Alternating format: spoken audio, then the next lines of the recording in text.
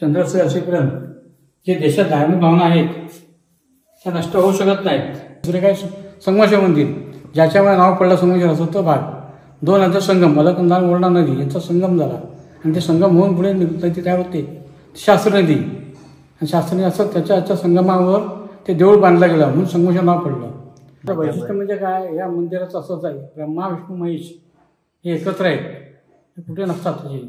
हे महेश हे ब्रह्मादेव हे विष्णू आहेत असं हे पहिलं ठिकाण आहे. बरोबर ब्रह्माची मूर्ती कुठे पाहायला मिळत नाही ते या ठिकाणी आहे. मंदिरातून जो अभिषेक येतो तो गोमुखातून येतो पण येथे पाहिलं तर मखरमुख आहे. नमस्कार मी विशाल कांबळे. आज मी आलोय संगमेश्वर येथील कर्णेश्वर मंदिरामध्ये. येथे आपण कर्णेश्वर आणि संगमेश्वर मंदिर या 2 पुरातन मंदिरांविषयी जाणून घेणार आहोत. तर तुम्ही सुद्धा हा व्हिडिओ शेवटपर्यंत नक्की बघा. कसबा संगमेश्वरमधील अलकनंदा आणि करुणा या नद्यांच्या संगमावरती असलेलं पुरातन शिव मंदिर म्हणजेच कर्णेश्वर मंदिर. मंदिर व्यवस्थित पाहिलं तर लक्षात येतं की हे मंदिर आधी आहे तसंच आहे. अजून तरी डोक्यात नको त्या संकल्पना आणून आपण सगळेच जो विकास समजतो त्याकडे न जाता या मंदिराचा वारसा ही पुरातन वास्तू आहे तशीच जपलेली आहे हे कुठेतरी बघून मनाला बरं वाटतं. कर्णेश्वर मंदिर हे चालुक्य घराण्याचा राजा कर्ण याने बांधलं आहे असं म्हणतात. हे संपूर्ण मंदिर काळ्या दगडात बांधलं आहे. एवढा काळ जाऊनही हे मंदिर आज नीटनेटक्या स्थितीमध्ये आहे. या मंदिराच्या कळसाचा जीर्णोद्धार कालांतराने करण्यात आला आहे. इथे आल्यानंतर या मंदिराचं कोरीव काम आणि शिल्पकला बघून मन भारावून जातं. मंदिराचा परिसर आणि मंदिर बघून आपल्याला आधीच्या काळात गेल्यासारखं वाटतं. मंदिराच्या बाहेर लक्षपूर्वक पाहिलं ना तर आपल्या नजरेस पडतं ते म्हणजेच इथे प्रत्येक दगडामध्ये काही ना काही आहेच. त्यामध्ये देवदेवतांच्या मूर्त्या नृत्यांगना या सगळ्या मूर्त्या आहेत आणि बाकी नक्षीकाम पाहिलं तर कमालीचंच आहे. मंदिराचा प्रवेशद्वार पूर्वेला आहे. प्रवेश करताना एका साईडला भैरवाचं शिल्प आहे तर दुसऱ्या साईडला पाहिलं तर भगवान शंकरांचं शिल्प आहे. भगवान शंकर हे सिंहावरती आरूढ असलेले पाहायला मिळतात. या प्रकारचं शिल्प हे आपल्याला क्वचितच कुठेतरी पाहायला मिळतं कारण नेहमी शंकर भगवान हे नंदीसोबत आपल्याला पाहायला मिळतात. मंदिरात प्रवेश करताना मन प्रसन्न होऊन जातं आणि इथल्या मंदिराचा प्रत्येक जागेवर असलेलं नक्षीकाम पाहिलं की मन अजूनच इथे रमून जातं. इथे अशी कुठली जागा नसेल की त्या ठिकाणी काही नाही आहे. प्रत्येक ठिकाणी काही ना काही शिल्प आहेच. अगदी सहज वरती बघितलं तर आपल्याला अगदी नाजूक कोरीव काम केलेला झुंबर पाहायला मिळतो. प्रवेशद्वारावरती पाहिलं की आपल्याला दशावतार दिसतात म्हणजेच श्री विष्णूंची 10 रूपं इथे आपल्याला पाहायला मिळतात. पण इथे पाहिलं ना तर इथे श्रीकृष्ण नाही आहे. त्याऐवजी आपल्याला बलराम असल्याचं दिसून येतं. दशावताराच्या एका बाजूला पाहिलं तर समुद्र मंथनाचं शिल्प नजरेस पडतं आणि दुसऱ्या बाजूला पाहिलं तर यशोदामाई दही घुसळताना असलेलं शिल्प आहे. या मुखमंडपात पाहिलं तर अजून खूप सारी शिल्प नजरेस पडतात. सुरुवातीला जर एवढं सुंदर शिल्पकला पाहायला मिळत असेल तर इथे येणाऱ्या प्रत्येकाच्या मनात हाच प्रश्न असेल की आतमध्ये काय असेल. या उत्सुकतेने मी सुद्धा आत गेलो.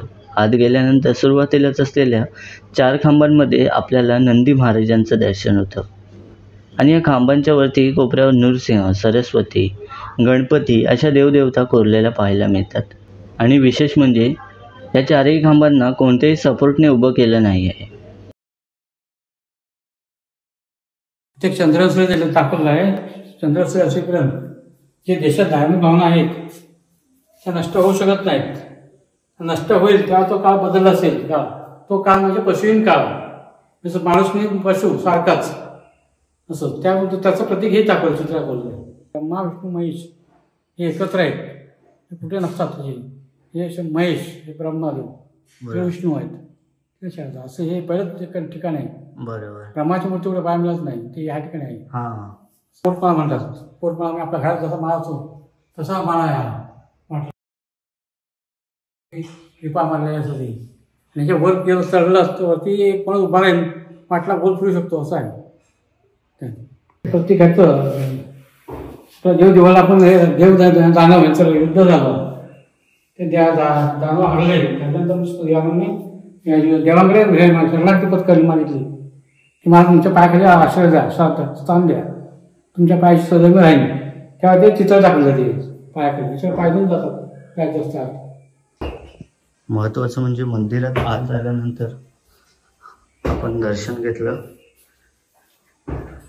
की एक या बाजूला दरवाजा आहे आणि दुसरा दरवाजा हा या बाजूला आहे.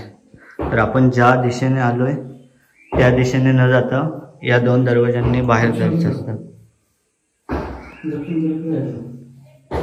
या दरवाजाने बाहेर जायचं असतं मंदिरात आल्यानंतर. यासाठी हे 3 दरवाजे आपल्याला इथे पाहायला मिळतात.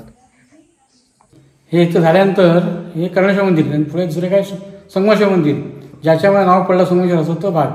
2 नद्या संगम, मलकंदार मोरणा नदी यांचा संगम झाला आणि ते संगम होऊन पुढे नदी काय होते शास्त्री नदी. आणि शास्त्री नदी असं त्याच्या संगमावर ते देऊळ बांधलं गेलं म्हणून संगमेश्वर नाव पडलं. या संपूर्ण भागात ज्यामुळे जेवळामुळे नाव पडलं. बरोबर. हे पहिलं फेर बंदर होतं तिथे त्या ठिकाणी. त्या ठिकाणी पहिल्या बोटी लागायच्या, माल पास व्हायचं तिथनं. अच्छा, इकडे बोटी लागायच्या. एवढं एवढं मोठं बंदर मोठं होतं. होतं. बापरे. हे खोल होतं ते, आता पातळ भरली गेली. बरोबर. आता नदी सुरूच झालं. खाडी खाडी होती पहिली संगमेश्वर मध्ये. हा संगमेश्वर मंदिरामध्ये. तिथे सुद्धा एकत्र कुटुंब आहे. एकच कुटुंब म्हणजे शंकर, पार्वती, गणपती, कार्तिक स्वामी सगळे चित्र एकाच ठिकाणी आहेत मंदिरात. एकाच घरात आहे थोडक्यात. बरोबर. असं ते भाग या ठिकाणी विशिष्ट आहे. पिंडी खाली पायऱ्या उतरतात खाली. असं आहे. हा असं आहे. या मंदिराची बांधणी विशेष आहे, कारण मंदिर बांधताना कोणत्याही सपोर्टने हे मंदिर बांधलं नाही आहे. तर हे एक पूर्ण स्वरूपाचं कोरीव काम केलेला दगड आहे आणि तो एकामध्ये एक अशा पद्धतीने रचलेला आहे. आणि ज्यावेळी संभाजी महाराजांना अटक झाली त्यावेळी खूप साऱ्या मंदिरांची तोडफोड झाली. त्यामध्ये या मंदिराची सुद्धा तोडफोड झाली होती. आणि त्यानंतर काही काळाने या मंदिराचा पुन्हा जीर्णोद्धार झाला. त्यावेळी गुलचुना भरून या मंदिराची पुनर्बांधणी केली, पण त्याआधीचं मंदिर हे कोणत्याही सपोर्टने नव्हतं. अजून या मंदिराचं वैशिष्ट्य म्हणजे हे मंदिर जर आपण समोरून पाहिलं तर अखंड स्वरूपात दिसतं, पण जर ते मागच्या बाजूने पाहिलं तर ते गोल स्वरूपाचं पाहायला मिळतं. आपण खूप वेळ ऐकलं असेल किंवा पाहिलं देखील असेल की मंदिरातून जो अभिषेक येतो तो गोमुखातून येतो, पण येथे पाहिलं तर मखरमुख आहे. येथे गोमुख नाही आहे. आपण पाहिलं तर 12व्या शतकाच्या आधी जी मंदिरं होती त्यांना मकरमुख असायचे आणि त्यानंतर जी मंदिरं निर्माण झाली त्यांना गोमुख आहेत. तर विशेषतः आपल्याला कर्णेश्वर मंदिरामध्ये आपल्याला हे मकरमुख बघायला मिळतात. आता आमचं कर्णेश्वर मंदिर बघून झालं आहे. त्याच्यानंतर आम्ही पुढे जाणार आहोत ते म्हणजे संगमेश्वर मंदिर पाहण्यासाठी. संगमेश्वर मंदिरसुद्धा कर्णेश्वर मंदिरापासून अगदी हाकेच्या अंतरावरती आहे. संगमेश्वर जर इथे मधली झाडी नसेल तर कर्णेश्वर मंदिरामधून आपल्याला संगमेश्वर मंदिर पाहायला मिळतं, जे 2 नदींच्या संगमावरती वसलं आहे. ते संगमेश्वर मंदिर हे पाहू शकताय. हे जे समोर दिसतं हे संगमेश्वर मंदिर आहे. तिथेच आपण जाणार आहोत आता.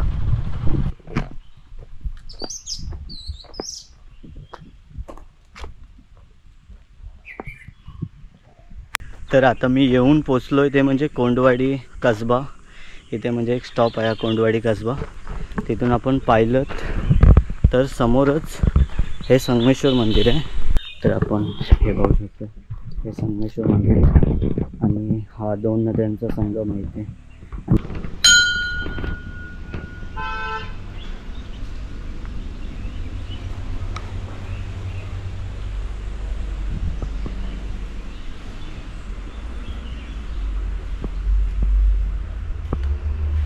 तर आता आपण आहोत ते म्हणजे संगमेश्वर मंदिरामध्ये. संगमेश्वर मंदिराची खासियत अशी आहे की इथे सुरुवातीला आपल्याला नंदीचं दर्शन होतं. म्हणजे आपण पायऱ्या चढून वरती आलं की नंदीचं दर्शन होतं. त्याच्यानंतर एका साईडला गणपतीची मूर्ती आहे, एका साईडला माझ्या माहितीनुसार ही कार्तिक स्वामींचीच मूर्ती आहे. व्यवस्थित दिसत नाही आहे त्याच्यामुळे आपण काही नक्की सांगू नाही शकत, कारण गाभाऱ्यात सुद्धा मूर्ती आहे कार्तिक स्वामींची. त्यानंतर पायऱ्या उतरून आपल्याला शिवलिंगाचं दर्शन होतं आणि पार्वती मातेचं सुद्धा मंदिर दर्शन होतं इथे. आणि या साईडला सुद्धा कार्तिक स्वामींचं मूर्ती आहे आणि इकडे आपण पाहिलं तर ही पार्वती मातेची मूर्ती आहे. तर पाहायला गेलं तर काय की इथे म्हणजे कुटुंब पाहायला मिळतं. हे सगळ्या ठिकाणी नाही आपल्याला पाहायला मिळत, एकत्र ठिकाणी कुठेच नाही पाहायला मिळणार. आपल्या माहितीनुसार या कोकणपट्ट्यात हे पहिल्यांदाच मी सुद्धा पाहिलं आहे की एकाच ठिकाणी म्हणजे कुटुंब जे होतं की कार्तिक स्वामी, त्यांचे भाऊ गणपती आणि माता पार्वती यांनी भगवान शिवशंकर यांचं एकाच ठिकाणी ते दर्शन होतं. आणि विशेष काय असेल तर नंदीचं दर्शन झाल्यानंतर गाभाऱ्यात आपल्याला पायऱ्या उतरल्यानंतर शिवलिंगाचं कार्तिक स्वामींचं आणि पार्वती मातेचं दर्शन घडतं. हेच या मंदिराचे वैशिष्ट्य आहे. आणि हे मंदिरसुद्धा आपण पाहिलं तर पांडवकालीन आहे. अशा स्वरूपाचा गाभारा बांधलेला वरचा आहे. आणि कर्णेश्वर मंदिर आणि या संगमेश्वर मंदिराचा जीर्णोद्धार हा एकाच वेळी झालेला आहे. संगमेश्वर मंदिराच्या बाहेर पाहिलं तर दगडात कोरलेली ही शिल्प आपल्याला पाहायला मिळतात. दोन नद्यांचा संगम आणि त्या संगमावरती असलेली ही दोन पुरातन मंदिरं, उत्तम शिल्पकलेने नटलेल्या मंदिरांच्या सानिध्यात आजच्या आपल्या व्हिडिओचा इथेच आपण शेवट करतोय. जर व्हिडिओ आवडला तर लाईक शेअर करायला विसरू नका. आणि अशाच नवनवीन आणि माहितीपूर्ण व्हिडिओ पाहण्यासाठी माझ्या चॅनलला नक्की सबस्क्राईब करा.